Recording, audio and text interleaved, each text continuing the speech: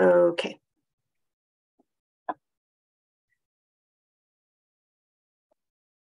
Oh, it's recording. Hi, everyone. Good evening. Today's November 3rd. And I'll go ahead and call this meeting of the Human Relations Commission to order. So before we do roll call, I have to make the regular announcement that during the declared state of emergency, this meeting will be conducted in accordance with California Government Code Section 54953E as authorized by resolution of the City Council. Please contact city.clerk@mountainview.gov to obtain a copy of this applicable resolution. All members of the HRC will participate in the meeting by video conference with no physical meeting location. As noted in the meeting agenda, members of the public may provide oral public comments during the public comment period for an item via the Zoom webinar link, and any emails received by 5 p.m. today were forwarded to the commission. And now I'll ask Principal Management Analyst James to proceed with roll call. Thank you, Chair Lynn. Commissioner Ball is absent. Commissioner Nokiru? Here. Commissioner Rakestraw? Here. Commissioner Solomon? Here. Commissioner Webb? Here. Vice Chair Sylvester is absent, and Chair Lynn? I'm here. Thank you. And then I am advised by staff that I need to read the following on Council Policy K02 on council advisory bodies. So I'm going to propose that each commissioner absence be defined as either excused or unexcused, and we will then determine by general consent whether the status of the absent is excused or unexcused per the list of qualified excuses laid out by council policy. So I just want to check in with you, Laurel. So will general consensus be, it'll be taken by roll call vote. Is that right? For general consensus, we can use raised hands, but if there does not appear to be a consensus, we will need to do a roll call vote. I would also like to clarify for the commission that the vote is not on whether or not the commission views this as an excused or unexcused absence, but whether or not the absence is excused or unexcused as defined by the council policy. Okay, thank you so much for clarifying that. And I know it's something that we all read when we when we joined the commission. It's just I don't think I have it memorized right now off the top of my head. So in that case, for Vice Chair Sylvester's absence, her absence tonight is for a personal matter that is not among the list of qualified excuses, and thus under council policy K02 is defined as unexcused. If you are in agreement, commissioners, please raise your hand. Okay, I'm seeing all the commissioners raising their hand. So there is a general consensus there. Thank you. And then I'll go ahead and propose also that Commissioner Ball's absence, which for tonight is for illness, is considered a qualified excuse and can be defined as excused under the council policy K02. So if you are in agreement, please raise your hand. And I also see a general consensus there. And that's all you need for staff? Okay, great. In that case, I'll move on to the next meeting agenda item, which is minutes approval. The minutes for the October 6th, 2022 regular meeting have been delivered to the commission members and copies posted on the City Hall bulletin board. If there are no corrections or additions, a motion is in order to approve these minutes. Do I see any? Yes, Commissioner Rakestraw. I move to appoint the minutes. I mean, whatever. Approve the minute. Yeah. Okay, thank you. Do any of the commissioners have any comments on the minutes, or if there are none? Okay, I don't see any hands, so I'll go ahead and second Commissioner Rakestraw's motion. So So we'll go ahead and do a roll call vote. Is that right? To approve the minutes. Commissioner Nogueira. Agree. Commissioner Rakestraw. Approved. Commissioner Solomon. Yes, agree. Commissioner Webb. Yes. Chair Lynn. Yes, thank you.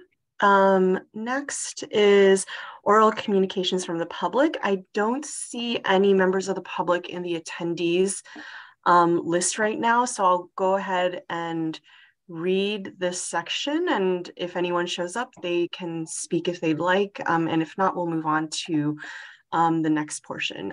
So this portion of the meeting is reserved for persons wishing to address the commission on any matter not on the agenda. Speakers are allowed to speak on any topic for up to 3 minutes during this section. State law prohibits the commission from acting on any non-agenda items. Would any member of the public on the line like to provide comment on the non-agendized item? So I don't see any members of the public, so I'll go ahead and the next section of the agenda is for unfinished business, but I'm going to go ahead and propose, since we have other staff here, that we discuss that we can discuss. I'm sorry. I think I have the wrong. I'm sorry. I think I have the wrong agenda in front of me. So I believe we have folks from the community. We have an overview of CDBG and home policies from our housing staff today. That's right. Yes, that's correct. So we'll go ahead and hear from staff members that are in attendance tonight, if everyone's okay with that, just so that they can leave early if they would like, while we do the subcommittee notes or updates in section 5.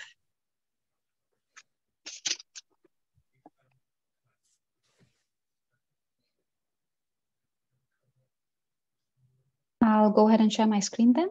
Okay, great. Thank you. Okay.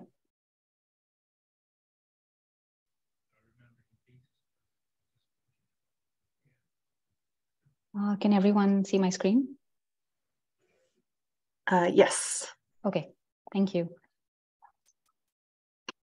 Good evening, Commissioners. I'm Harsha Ramchandani, Housing Specialist 1, along with Michaela Hellman-Tincher, Housing and Neighborhood Services Manager, and Wayne Chen, Assistant Community Development Director. We're pleased to be with you this evening to discuss the city's federal community development, block grant, and home investment partnership programs.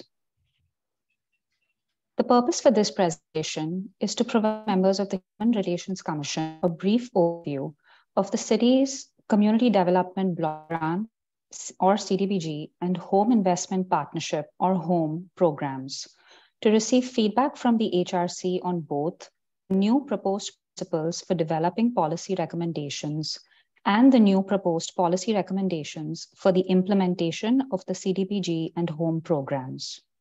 In addition, staff will also be previewing the upcoming funding cycle for CDBG and HOME, which includes issuing a Notice of Funding Availability, or NOFA, and the timeline for next steps.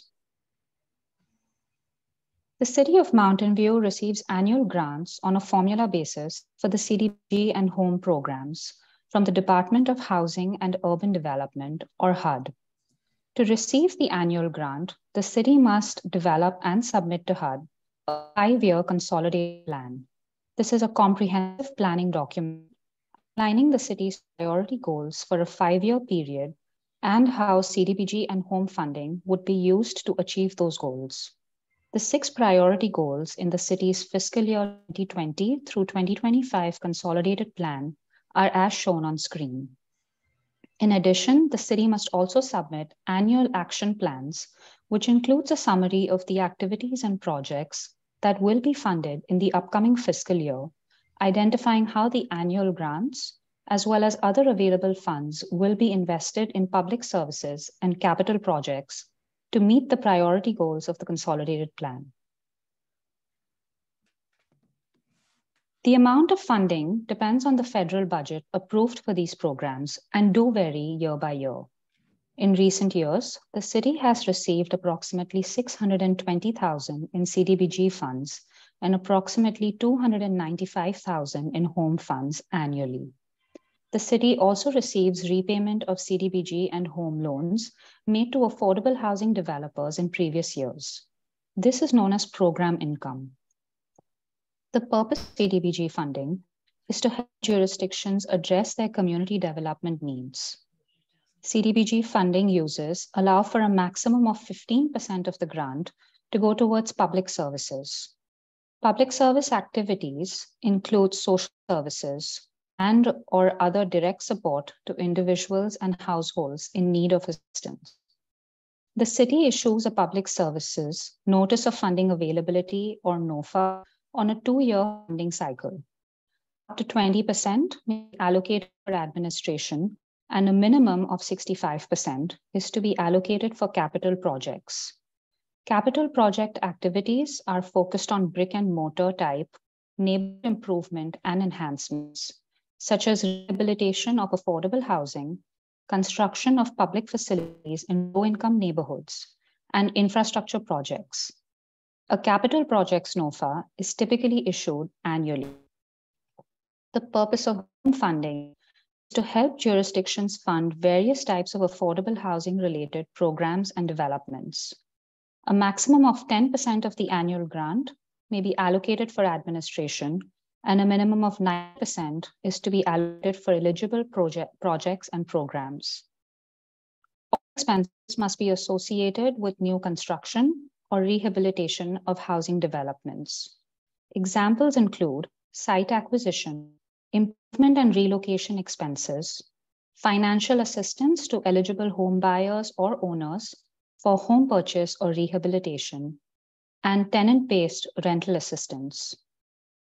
In addition to CDBG and home, the city budgets an annual appropriation of $171,000 from the city's general fund to supplement federal funds and support human service, educational, cultural, arts, and other programs not eligible for federal funds. Per the city's policy, this general fund allocation is included in the CDBG and home NOFA process. Staff has developed principles to make policy recommendations for the CDBG and home NOFA funding cycle. These include previous items that have been discussed with the HRC and that require follow-up, as well as new items to establish a policy framework that enhances program implementation. Informed by recent funding cycles and feedback from the HRC, the city's CDBG and home consultants, grant recipients, and HUD staff, the principles are meant to build on effective past practices and set up new procedures to improve the city's focus for allocating CDBG and home funds. Shown on screen are the suggested principles. The first principle is that all expenditures should fund activities that further the goals of the city's consolidated plan. The second principle is effective and flexible administration of funds for capital projects. The city has identified several priority capital projects to further consolidated plan goals through its affordable housing pipeline. CDBG and home funds could provide important leverage to enable these priority projects to go forward.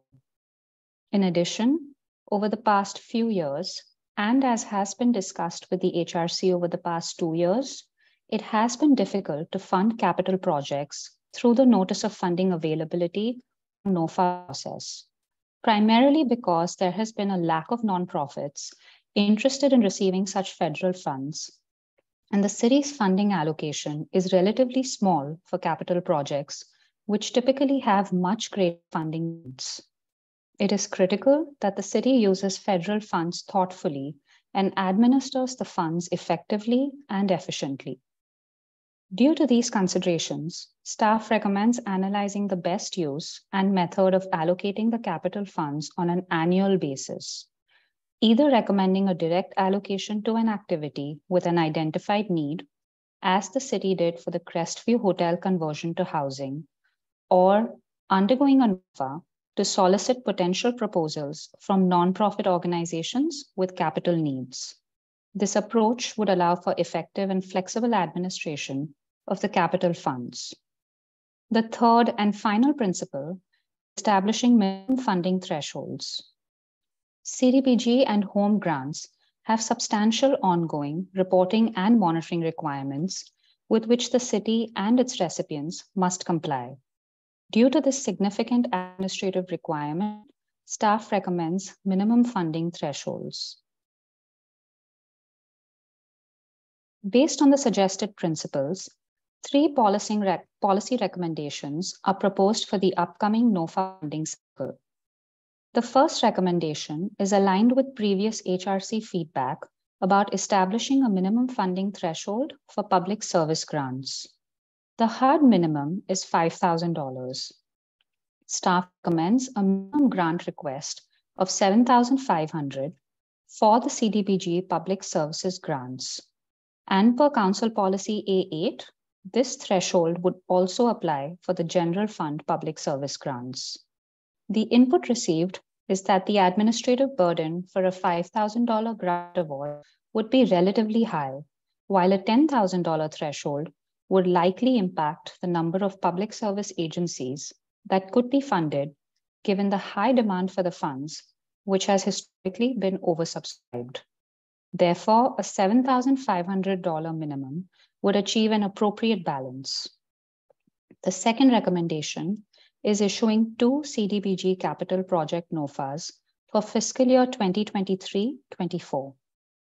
Staff recommends that $30,000 of CDBG capital projects funding be set aside and made available for nonprofits that assist low-income homeowners with minor home repairs for grants of up to $5,000 per household. The grant amount has been determined after reviewing past grant requests and feedback from nonprofits about average number of requests received on an annual basis.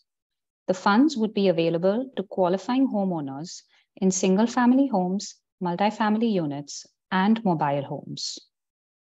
Due to reporting and monitoring regulations associated with CDBG, staff recommends establishing a minimum threshold for funding capital projects. Typically, capital funding is used by affordable housing developments or nonprofits serving low-income households or persons with special needs for acquisition or rehabilitation activities. Based on recent examples of CDBG-funded capital projects, staff recommends a minimum threshold of $300,000. If funding requests are received for less than $300,000, they will be evaluated on a case-by-case basis. If there are remaining funds after recommending all suitable applications for the program, staff recommends allocating available CDBG funding towards the city's affordable housing projects pipeline. Home capital funds are restricted to affordable housing activities, and funds must be committed and used under a tight timeline. As noted on the prior slide, it has been difficult to fund capital projects through the NOFA process. To better leverage other city funds dedicated to affordable housing and more purposely align the funding with the city's existing goals, staff recommends not doing a NOFA for home funds and working with developers of affordable housing projects in the city's pipeline that are shovel-ready to fill existing funding gaps. Overall, the policy recommendations enable alignment with the goals outlined in the city's consolidated plan, and we believe that implementing these recommendations will enhance the administration of the federal funding programs. The timeline for the next steps includes issuing a notice of CDBG and general fund funding availability in early December 2022. The NOFA will close by January of 2023. Funding requests will then be evaluated. Public service and capital funding applications and staff recommendations will be brought back to the HRC for consideration in March 2023. In April 2023, Council will review and approve funding recommendations and the annual action plan, which details how the annual CDBG and home grants will be spent. The annual action plan will then be submitted to HUD in May 2023, and the program year will begin in July 2023. In closing, staff recommends a new policy framework to improve the city's implementation of the CDBG and home programs and requests HR's feedback on proposed principles and the policies in advance of the upcoming NOFA cycle. This concludes our presentation. I am happy to answer questions along with Michaela and Wayne. Thank you. Thanks so much. Let me see. I think before we begin with Commissioner questions, I believe Commissioner Webb has been moved to the attendees list. So I don't know if there's a way to transfer him back to panelist. But while we're doing that, oh, there you go. Are there any questions? I feel like I have many, but I'd like to give the other commissioners a chance to ask questions. And if you could, just because I can't see everyone super clearly, just use the raise hand or the raise hand icon on Zoom.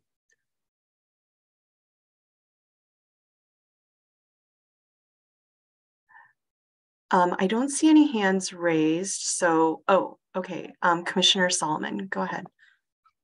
Yes, thank you. I have a question that might be a little bit out from left field. Actually, first of all, thank you very much for the presentation and the very clear slides. Having been through this process in a number of cycles, I still always appreciate being reintroduced to it and reminded of the different components of it with CDBG and home and the general fund. So thank you for that. So my question is perhaps a little bit from left field, but I've wondered about the issue of earthquake retrofitting in Mountain View, and that I think that there are a number of structures in Mountain View that are really in need of that, and the challenges of how to pay for that.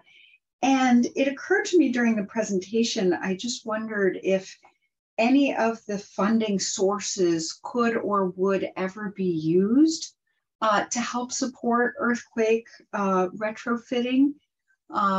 Just wondering if there were any comments on that. Commissioner Solomon, I can take that question. Good evening, Commission. Michaela Hellman-Tincher, Housing and Neighborhood Services Manager. The short answer is I'm not quite sure, and I'd be happy to look into the details. There are some pretty significant restrictions on the use of the federal funds for capital projects that may restrict the ability for example, private multifamily buildings to use them, because there would be some significant burdens associated with that, but I'd be happy to look into it. You know, one of the reasons the minor home repair program is so meaningful is because people can do these minor repairs. I'm not sure that that program would really particularly help with the type of retrofits that you're looking for on the large scale though. And I know that there are also limitations on the total grant award that's possible for that program. So the short answer is I'm not quite sure. We will do some research. Thank you. I could also add a little bit of history too. And apologies for my voice. I lost it a little bit, but I'm Assistant Community Development Director Wayne Chen. The City Council actually asked staff to evaluate the issue of soft story retrofits beginning approximately 3 years ago. And there was an initial evaluation and survey that was undertaken. Due to the estimate of the overall cost of undertaking a complete survey and staff capacity, and as we were entering the era of the pandemic, then that project was paused. But there was some discussion at the time of whether it made sense, if there were a city program, whether there could be funding made available to the older apartment buildings, which is mostly what the soft story retrofit needs would go. And so there was some discussion about how that would interact with our rent stabilization program, and whether it would be feasible or or if it would be appropriate, whether city investments might go towards apartments covered under that program. So that process has been paused, but it has been discussed by council before. And I think there may be some thought that this could be evaluated and taken up again in the future regarding the city's evaluation of a self-storage retrofit program. Thank you. Thank you. I do remember when that report came out some years ago, and of course, with the pandemic, there have been other priorities, but I think perhaps we were all reminded recently, especially for those of us who felt the recent earthquake, that that it is something to consider moving forward, the need for retrofitting, especially for, frankly, a lot of the buildings where lower income residents of this community are, and the dangers for them, for families without having the retrofitting. So I was just trying to think about, is there any way to use any of this funding at some point, or ideally get additional funding from HUD to address some of these issues? Michaela and I are also looking at, as part of our displacement response strategy, opportunities to implement an acquisition preservation program. Part of that was discussed at our August 30th study session we recently held with council, and we laid out some initial thoughts about the potential for such a program and seeking partnerships and funding partnerships with external agencies and entities to potentially generate funding sources to facilitate acquisition of such projects or to facilitate rehabilitation of such projects. So that is on our work plan for the coming 1 to 5 years, frankly. So we are looking at it, and it is an important topic. So we appreciate you identifying it here tonight as well, and kind of underscoring that need. Thank you. Thank you very much.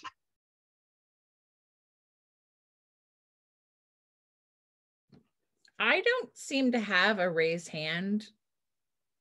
That's okay. Yeah. Go ahead, Commissioner. So thank you. That was a great presentation. I read all 9 pages of the document and it was comprehensive. The one thing I would have liked to have seen was data of past spending, like some numbers, because I didn't understand just historically, and I didn't know where to look to find, like in the last 2 or 3 years, how this has been spent, which for me would have been interesting. As a past president of a neighborhood association, though, it was really interesting to find out where those CDBG funds came from, which is awesome because now I understand that it's part of that public benefit section there.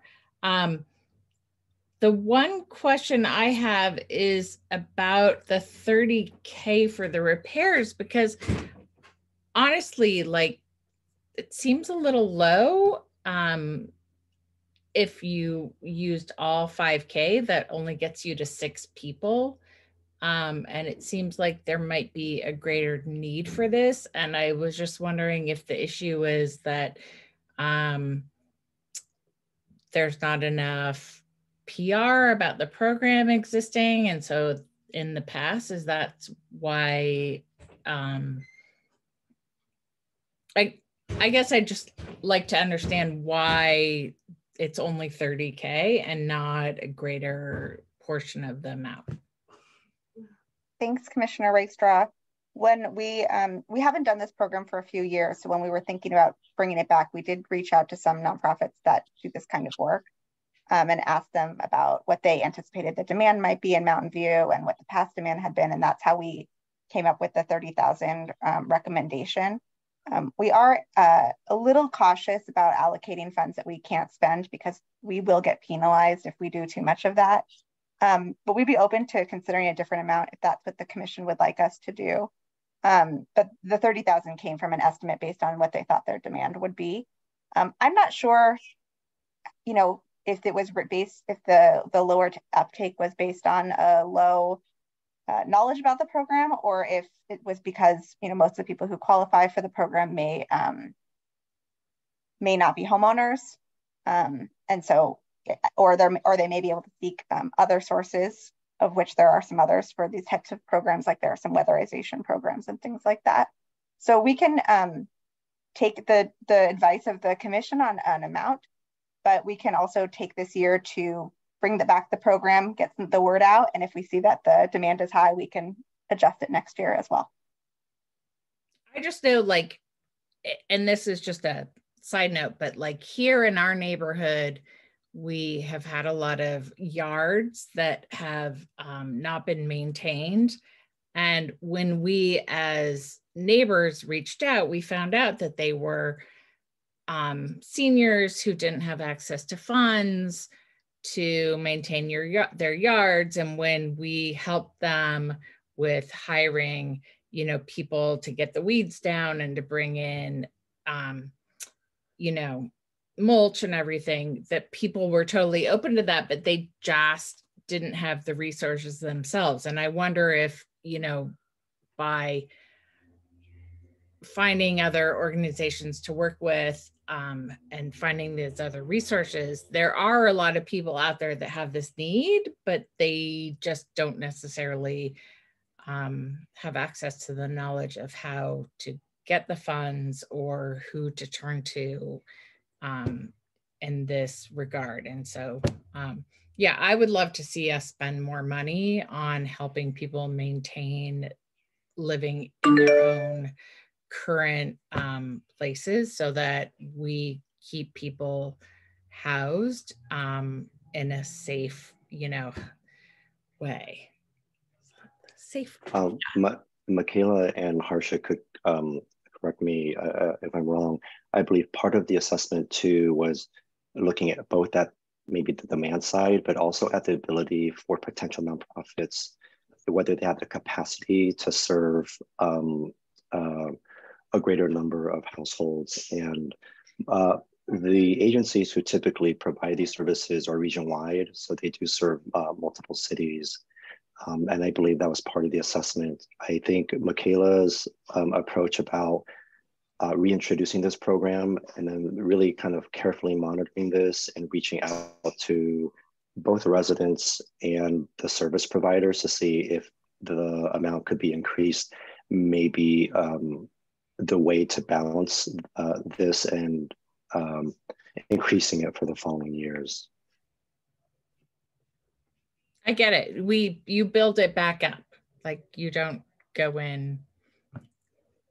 That totally makes sense.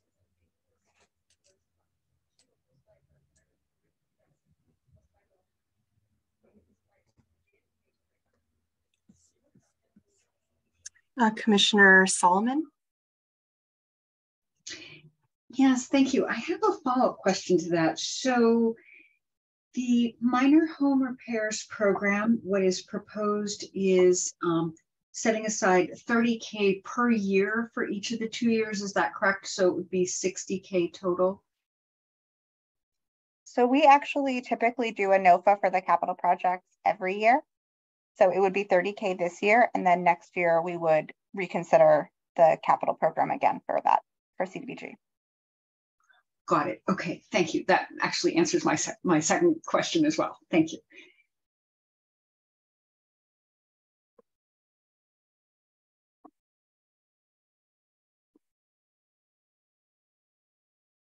Can I ask another question?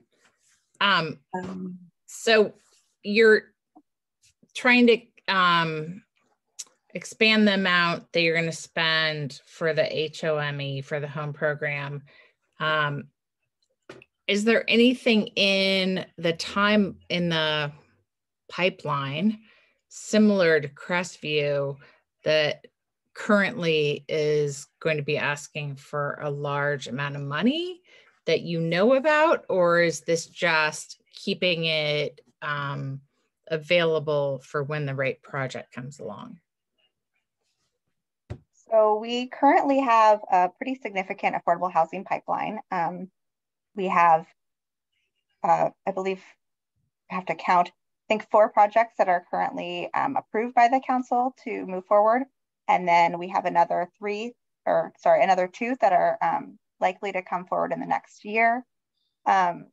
And then we have several others that are likely to come forward in the coming years. So, and as we described in our study session on August 30th to the council, we do anticipate a funding gap for our pipeline at large. So what I would say is that once we have a better understanding of the funding available, we would analyze our whole pipeline and make a recommendation about which projects to allocate the funds towards. But I think we are pretty confident that we have places that we can spend the funds on affordable housing. And that pipeline doesn't include the preservation projects that Wayne was referencing, as well as any rehabilitation that might be required in existing affordable housing developments that we would also consider. So I guess the short answer is no, we wouldn't be squirreling it away. We have places to spend it. And it may involve, replacing, for example, the council has allocated local fees for some of these projects, and we could reallocate the home funds towards that and then use those local fees for later projects. The local fees don't have as strict timeliness requirements as the home funds. And so that would be a way of simultaneously meeting our requirements for HUD and also helping us with our funding gaps. Thank you.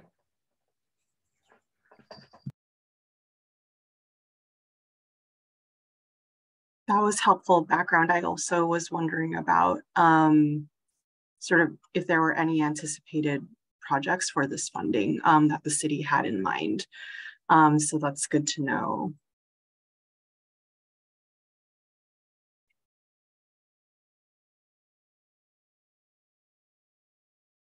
Yeah, and just to be to share with the commission, just because there's so much to be proud of in our city, we do anticipate the Crestview Hotel opening next year, the La Avenida affordable housing development starting construction next year, hopefully Montecito housing development and Lot 12 not too far after that, and we just approved funding for the Terabella housing development, and there's more to come.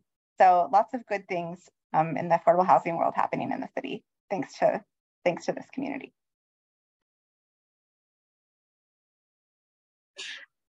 I had a question about sort of how, if staff can help me recall, for these policy recommendations, how do I put this? Like, how much of a change from what is already the policy do these policy recommendations reflect? That's an excellent question. And some of these policy recommendations don't necessarily represent too much of a change from our past practice, but we hadn't really made it a policy. So for example, the minimum funding thresholds we had discussed, but we had not made a policy.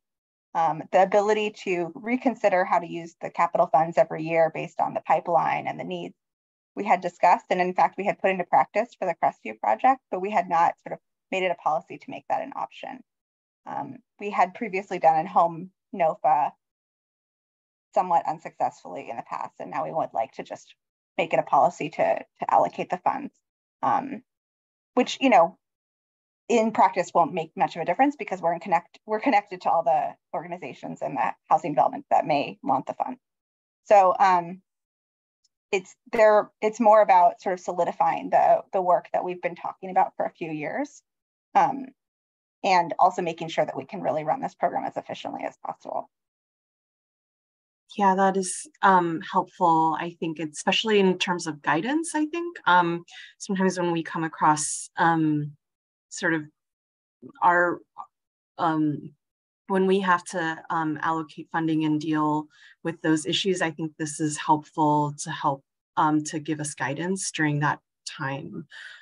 And then another question is sort of these policy recommendations. My understanding is that they will, are these like guidelines or somehow like what is the authority of these policies? Like how flexible do they remain for like the upcoming cycle of funding or anything like into the future? Thanks. I think for most of these, they do allow quite a bit of flexibility. So Arsha mentioned in several cases, if we get it, for example, for the capital minimum funding threshold for 300,000, if we get an application for less, we can consider on a case-by-case basis, potentially awarding funds to an organization that requests less. I think there's not much else that needs that level of flexibility, but this is mostly about communicating to the public what we're planning to do in a really clear way, making sure that we're all on the same page, and then allowing staff to proceed with that guidance.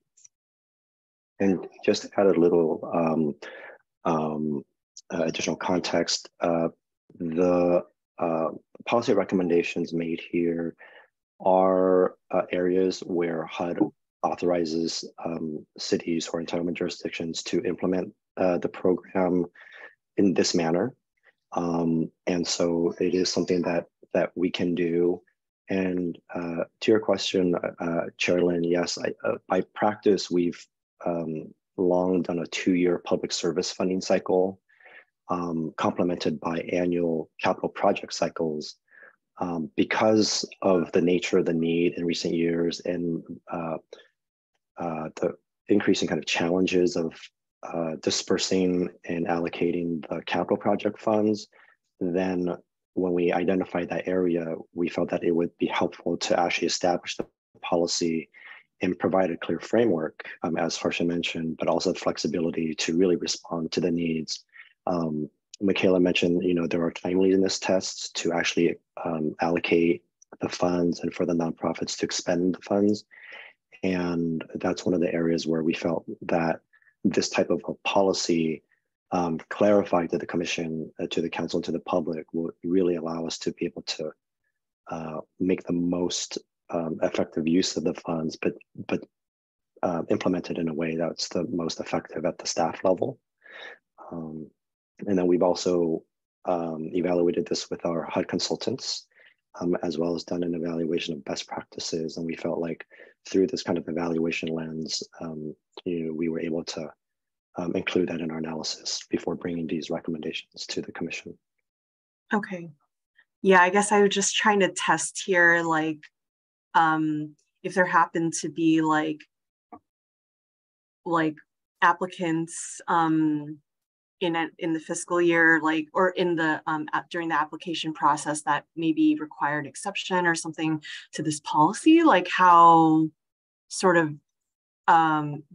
like if there are any projects that are sort of like require an exception, but also that the HRC and perhaps also the city council see as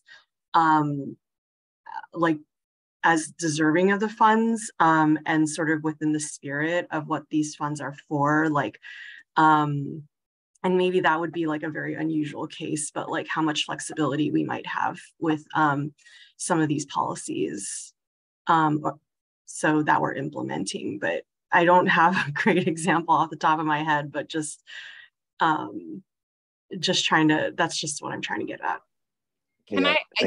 Can I kind of piggyback on that, which is that there, from what I'm hearing, there's the funds and there's the things in the pipeline. And I guess I would want to understand the prioritization of who would be, the first ones that would get the funds if there were multiple people that applied, and how we make sure it's not just always Mid-Penn, Eden Housing, all the same, people, and that if somebody came along who might need an exception in order to fund something, that we were able to accommodate that.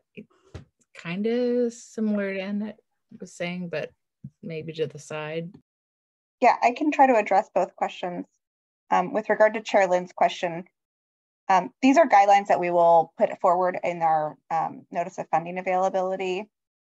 And we will, we can say, at the discretion of the HRC and City Council, there may be exceptions if we'd like to say that.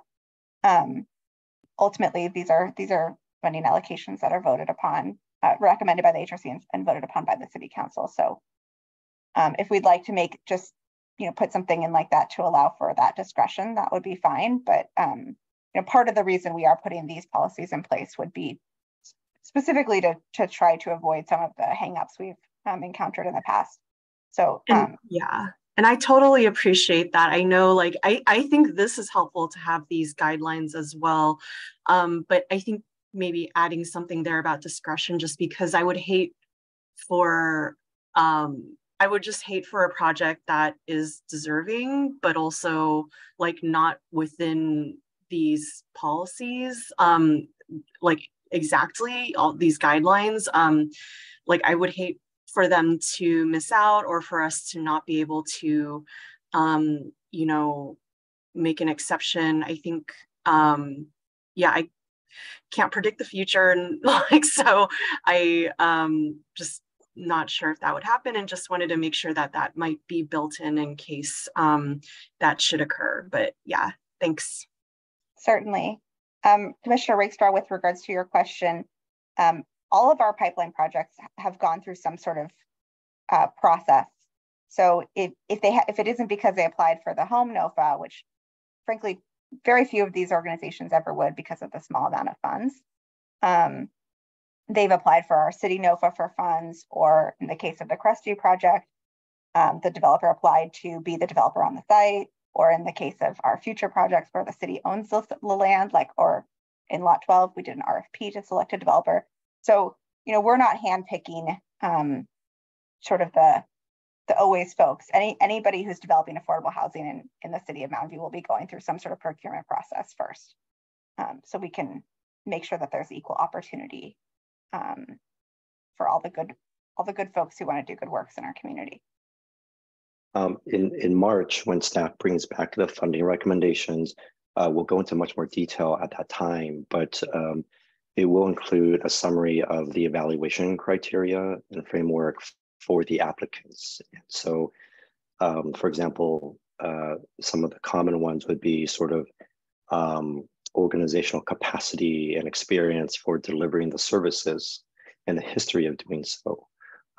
Does it meet the CDBG or home requirements, serving low and moderate income households? Does it advance the 6 identified consolidated plan priorities? And so those are some of the key pieces in terms of evaluating, because as you mentioned, Chairman,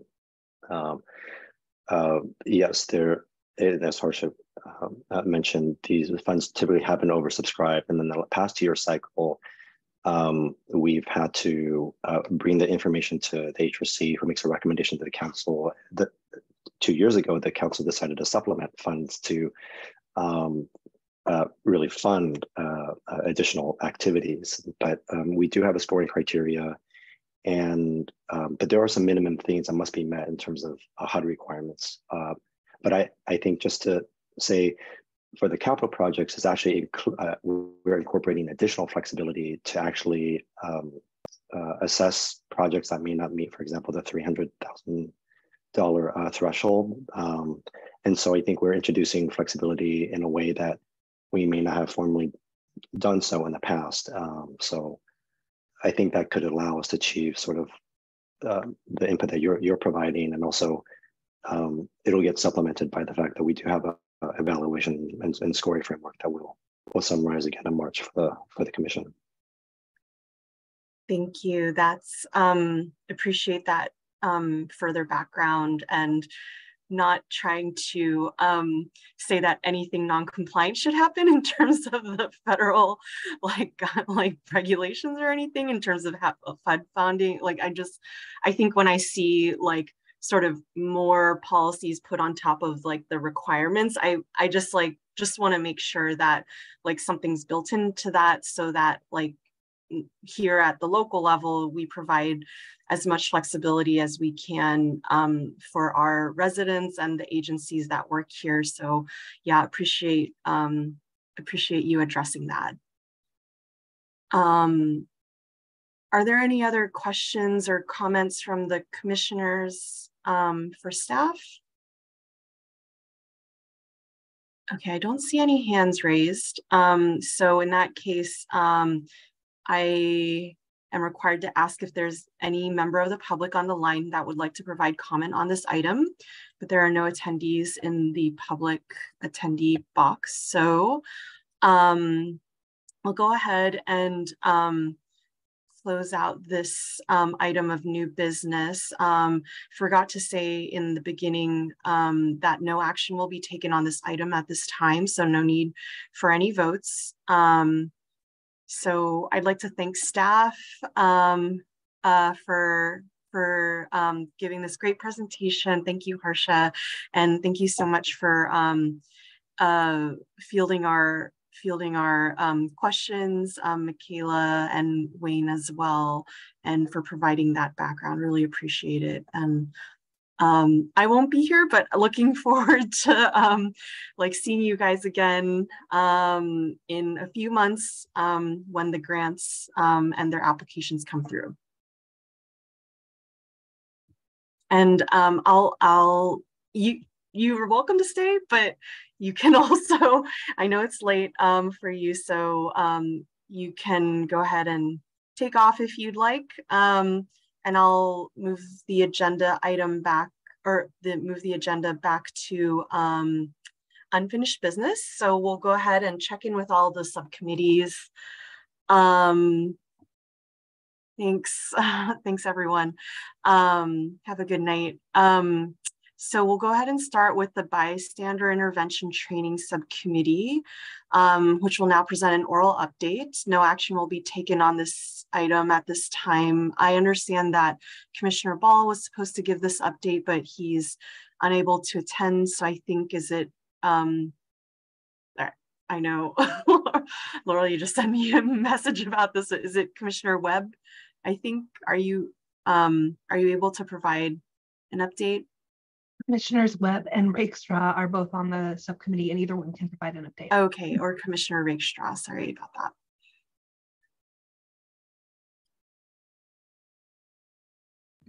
that. We have our next meeting tomorrow. We've already had one where we discussed determining what already exists for our community at large in terms of bystander training, and also trying to really put a good, I don't think people always understand what bystander intervention training is. So I've been writing some stuff up about how to explain that in a less jargony way. And we're meeting tomorrow to talk about all that, and hopefully the next meeting we'll have more to share about what we've learned and where we're planning to go. I hope that is enough.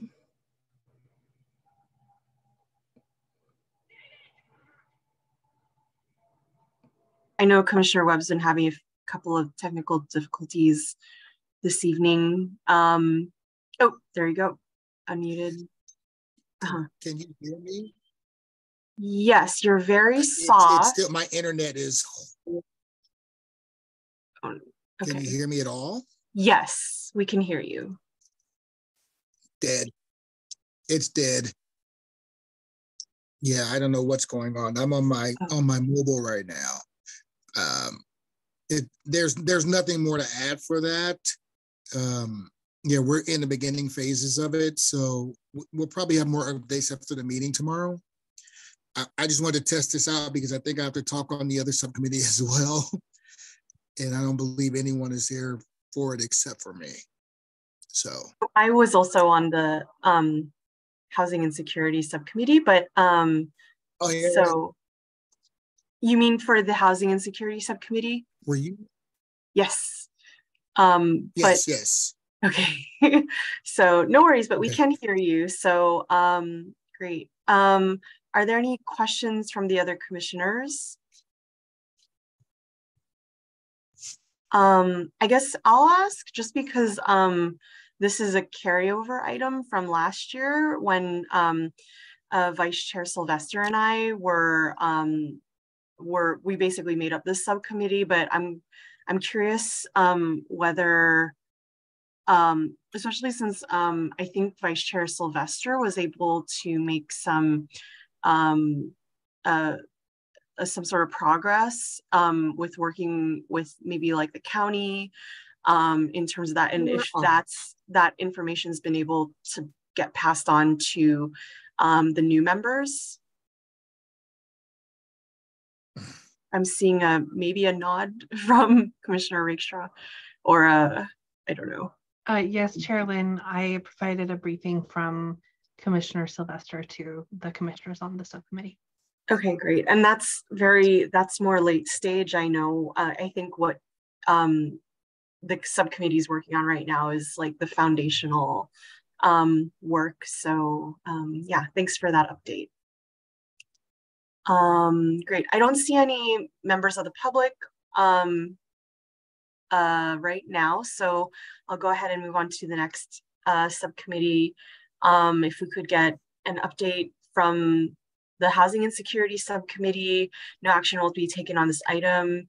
I'm happy to give an update, Commissioner Webb, unless you'd like to. Or we can both do it. Okay. Yes, I don't mind adding on to whatever you say, and if I feel there's something else that need to be added on, I will add on. So go ahead. Great. Yeah. Thank you. So we were able to meet earlier this week. It's Commissioner Webb, Vice Chair Sylvester, and myself are making up this subcommittee, and we were also able to have a member of the public, Malia Perez, join us as well for that call. So that was really great. And Malia runs, I think we all know her, or most of us know her, a nonprofit locally based called Reach Potential. So she's been doing some great work with us with some of our projects from previous years, including the safe parking work that we did during the pandemic. So she's been a really great resource for the community, and we just brought her on to hear what her ideas with Reach have been, and how that could maybe tie into what our subcommittee is doing. So nothing too concrete in terms of decisions made, but sort of just being high level at this point. I know we've been discussing, I feel like this commission really excels at throwing events for the community, which are really amazing. And now that we're out of pandemic, like they can be even better because they can be in person. I think I was also able to bring up during the subcommittee meeting, like perhaps making something of a artifact that can be like an online or social media type artifact, something along the lines of, I know when years ago we sort of started along this storytelling process, the idea of sort of journalism that takes place on social media these days. I'm thinking things like the popular like account called Humans of New York, where they tell the stories of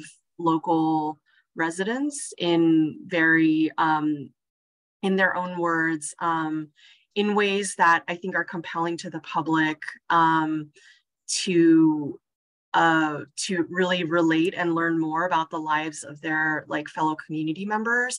And that I think the safe parking projects that we did during pandemic kind of reflected like that. And in terms of the folks who are living in their vehicles, like being able to spread, like letting their stories be told basically, and being part of that and being able to amplify their voices, I think was something that I'd like to be seen like done with this project as well, so that it's not, I don't want to call the events limited because they're not, but if folks can't make it, or folks like just for some reason can't be there, it would be good to have something like left online or something for folks in Mountain View and outside of Mountain View as well, to be able to appreciate, I think, the stories that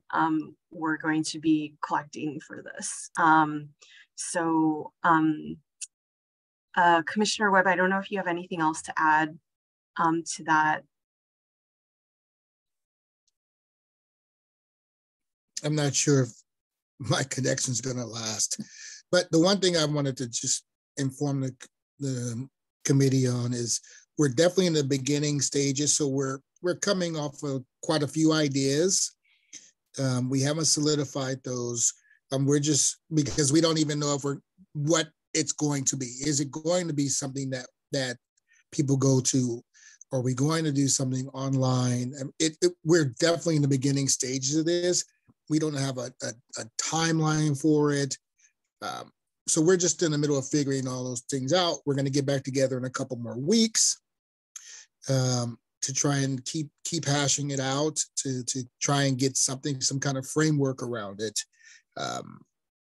so that we can start building on it. So we may have some more, something a little more tangible for you next month. But again, we're still in the beginning phases, just like we were last year for the events, where it just took some time to shape up. We had to get our ideas out until we were, who's involved, who's it going to affect, outside resources, city sources, or city resources. So there's a lot to come out, but we all feel that this is an important project to pursue. And we're going to get our hands dirty, and we're going to make this something that's going to have impact in the community. Thanks, Commissioner Webb. Are there any questions from the commission on the subcommittee? Yes, Commissioner Solomon. Yes, thank you for that update. I'm looking forward to seeing the stories that are ultimately collected. Wanted to say that as part of the follow-up from the history of housing in Mountain View, there are 3 members of the community who would be interested potentially to be interviewed together and share their stories together about housing instability. And I believe I sent their contact information to Laurel, and that Laurel will make that available to your subcommittee. But just wanted to announce that here, and they have a lot of many emotional experiences that they would be willing to share. Thank you so much for helping with that groundwork, Commissioner Solomon. And like Commissioner Webb was saying, we don't exactly know what sort of the output of our or deliverable, or whatever you want to call it, of this commission will be, but looking forward to including those community members' stories in it. Great. Are there any other commissioner questions? Okay, I don't see any, and then I also don't see any attendees from the public. So I'll go ahead and skip public comment, and just want to acknowledge that we do have another subcommittee from the mental health project, but they haven't, my understanding is they haven't met yet, so there are no updates unless anyone wants to provide an update prior to subcommittee meetings. So not seeing anything there, and just gonna double check that I covered everything. Yes. So great. So that's it for unfinished business and subcommittee updates. We'll just close out with any commission or staff comments, questions, or commission reports. Does anyone have any anything to share? Question. How did recruiting go, and are there applicants, and what can we know? I'd be happy to answer that, Commissioner Rakestraw. There were applicants for all of the vacant positions on the HRC, both current and anticipated. and interviews will be conducted on November 21st with the City Council. It's great news. Thank you for that update. Are there any other Commissioner? Yes, Commissioner Solomon. Yes, I just wanted to say that I still have a remaining task that I'm responsible for on history of Housing in Mountain View closeout, which is completing review of one interview recording and the transcript and updating the transcript. So I just want to acknowledge publicly that that is still on my plate, and I'm working my way through the transcript and the recording and look forward to getting that done very soon. So thanks to everybody for patience as I finish that off. And so we can, I guess in some way we've officially closed out the work of that subcommittee, but I just wanted to acknowledge that there is a task that's on my plate. Thanks, Commissioner Solomon. And I know you don't have to, you don't need us to hold yourself accountable, because I know you're amazing at like finishing the work and doing a lot of the work, especially like we've appreciated it so much over the years. Great. Are there any other commissioner reports or anything? I don't see any, so I'll just make my own announcement. This is actually a good transition from what Laurel just updated about. Since the new applicants are being interviewed on the 21st, I was notified that because I'm resigning, that I will need to resign my chair resign my commission position by Monday in order to have that empty, so that it can be posted and so that applicants can fill that role in time for with this cycle of applicants. Hope that I explained that clearly. So in that, Laurel, feel free to chime in if I have got that wrong. Yeah, no, thank you, Chair Lynn. Chair Lynn had graciously volunteered to resign on a timeline when she first notified me of her intent to resign at the end of the year. She volunteered to resign on a timeline that would allow for an immediate filling of her vacant seat through our regular annual recruitment process. So in order to align that with noticing requirements, will need to happen shortly, which is why that would be happening early. We're not asking her to leave early. She is volunteering. Yeah, so my apologies for the abruptness, but this will be my last commission meeting, but happy to, you'll probably see me in the little Zoom box as a member of the public attending, and I do plan to at least also for the subcommittee that I'm on to also attend as a member of the public. So of course I will no longer be a commissioner, but yeah, just wanted to let folks know, and sorry again for how quickly this had to happen, but I just wanted to make sure that, the new generation of commissioners get those, their bottoms in those chairs as efficiently as possible. So, yeah. Thank you. Yeah, and I'll just say, oh, yes. I didn't get to work with you a whole ton, but thank you for everything you've done for the city. And I hope that you enjoy your new home outside Mountain View. And yeah, we'd love to see you around here some more. So I won't be far. I'll be in San Mateo, and I'm very excited to bring my learnings from Mountain View to San Mateo and give them a little bit of the old Mountain View. Yeah, a little taste of Mountain View. Isn't that the name of one of the festivals, Taste of Mountain View? That's one of the festivals. So anyway, San Mateo is a great city too, but I will definitely miss Mountain View a lot, and I'll miss this commission a lot. Yeah.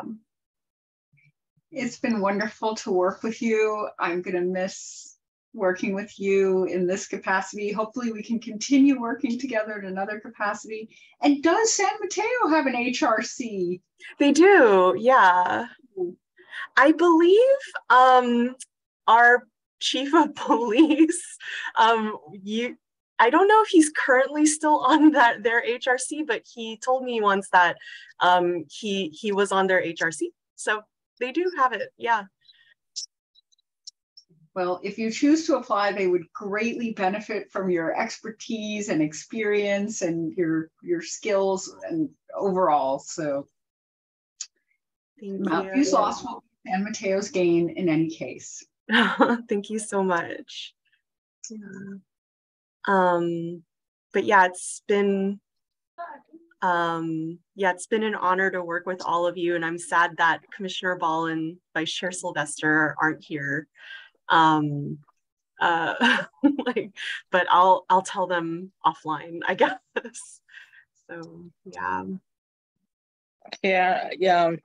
I'll miss you. I've enjoyed working with you too. I mean, I already told you, but I wish you all the best, and we'll stay in touch. Yeah. And no, I'll be back for like the December. I'm still I'll be a faceless voice in the public attendee box, I guess. So yeah, but yeah, it's been amazing to work with all of you as individuals and as a group. So it's been great to, Julie and Ida Rose and Kevin, I know, have been here sort of the whole time I have been, and just seeing the group grow with Nirvana and Javier and Jill, and so excited to meet the new commissioners in the new year. So yeah. Laurel, are there any staff comments or reports that you need to make for us? I do have 2 announcements, although it's hard to follow that, I'm sure. Chairlyn. First, I wanted to let the HRC know that at the November 1st City Council meeting, the Council declared November 13th through November 19th this year United Against Hate Week. And in observance of United Against Hate Week, the library does have several events that the public can attend, one of which is a author conversation with Kwame Christian on how to have difficult conversations about race, which will be on Tuesday, November 15th at 9 a.m. And it's an online event that does require prior registration. And the second is a film screening about James Baldwin's work on Saturday, November 19th at 3 p.m., which will be at the library in person and does not require advance registration in case anyone's interested in attending.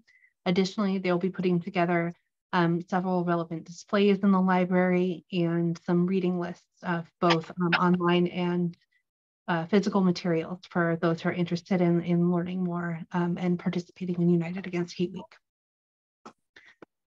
So that's my first announcement. Are there any questions about that? Nope. No. And then second, you will have received an email about this, but Council at the same meeting has extended virtual meetings through December 1st and also announced an intent to return to in-person meetings in January. Further information will be coming your way from city staff, specifically me, within the next week about what that entails and what to expect. And that's it for staff announcements. Great, thank you so much. Yes, Commissioner Solomon. Yeah, so I just wanted to confirm, so for December, we can join from anywhere, no need to notice. Great, okay.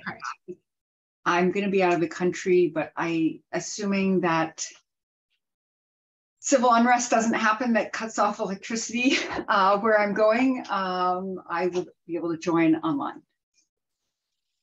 Great. Cool. Hope you stay safe wherever. Oh my gosh. Okay. A little nervous for you, but okay. Things won't go well. Yeah. I'm supposed to go to Brazil, and you may know they just had a presidential election, and there's some tensions around the results that we can relate to here in the US, having been through a sort of similar challenges a couple of years ago. So just hoping it won't be a repeat of the civil unrest situation in another country 2 years ago, November, while I was there. So planning to join the meeting remotely in December. Well, safe travels. Great. Well, if there are no more comments or questions, I don't see any. I will go ahead and adjourn to the next regular meeting of the HRC. Sorry. Commissioner Webb, yes. I'm hope it's been broken up so much on this, so my apologies for not commenting. For the event, the in-person event for the I Am Not Your Negro film screening, are we able to, we're participating as just members of the public of the community, am I correct? That's correct, yes. Okay, just want to make sure of that. Thanks. Great, thank you.